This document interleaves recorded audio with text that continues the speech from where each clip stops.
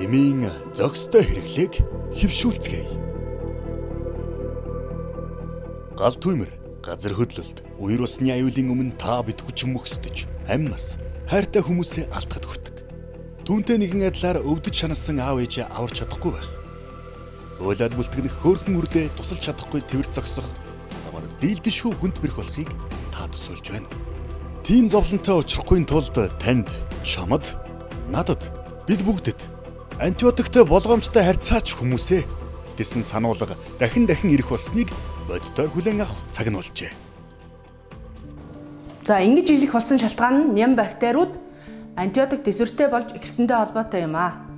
Нянгууд антибиотик төсвөртэй болоод зогсохгүй дэлхийд даяар улам өргөн тархаж байна. Монгол улсын нутаг дэвсгэртэй ч ялгаагүй тархсаар байгаа. Ням бактериуд антибиотик төсвөртэй болж байгаа нь хүндрэлтэй антибиотикийг нээж олохоос өмнө халдвар төвчнийг эмчилж чадахгүй олноороо нас орж исэн тэр цагийн аюул эргэж ирнэ гэсэн үг юм аа. Ихэнх антибиотикийг 20 дугаар зуунд нээж олсноос хойш шинээр антибиотик нээн гаргах нөөц улам хомсцоор байна. Гэтэл ням бактериуд хэдийнэ ховсон өөрчлөгдөж им антибиотикт төсвөртэй болсоор байна. Яагаад ингэж анхааруулад байна гэвэл ням бактериуд антибиотик төсвөртэй болж байгаа гол шалтгаан бол таны дур мэдэн имийг замбраагүй хэрэгэлсэн тэр үйлдэл юм аа. Та ням бактерийг төсвөртэй болгоод зогсохгүй төсвөртэй болсон ням бактерийг биедээ тээгч болж хувирнаа. Тэгээд таны дэргэд байгаа ойр дотны хүмүүстэй төсвөрцөн нянг халдаагч нь та өөрөө болж гэнэ гэсэн үг юм. Энэ халдварт хамгийн түрүүн өртөх хүмүүс бол бага насны хүүхдүүд, настай хүмүүс юм.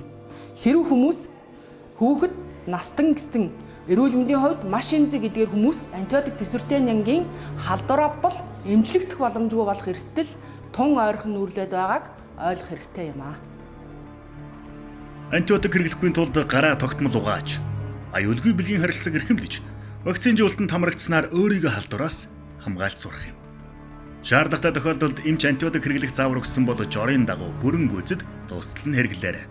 Харин бусадтай хуваалцаж огтхонч болохгүй. Мөн хэнэгний дутуу хэрэглээд үлдээсэн антибиотикийг бүү аваарай гэж хэлмээр байна. Энэ тухайн мэдээллийг бусдад түгээж, ойр дотны хүмүүсээ хамгаалцгаая.